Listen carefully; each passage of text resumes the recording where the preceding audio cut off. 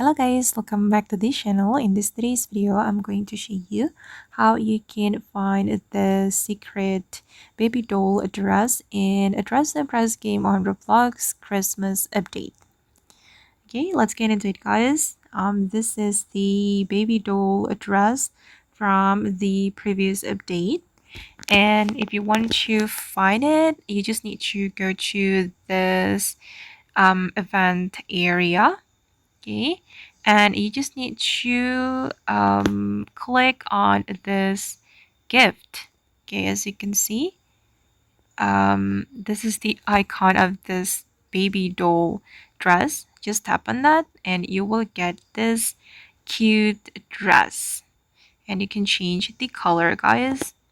I have already changed the color to red. Okay, this is super cute.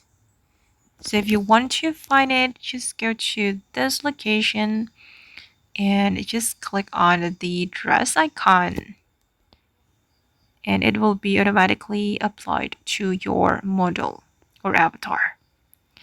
Okay guys, and that's how you can find the secret baby doll dress in Dress and Press game on Roblox.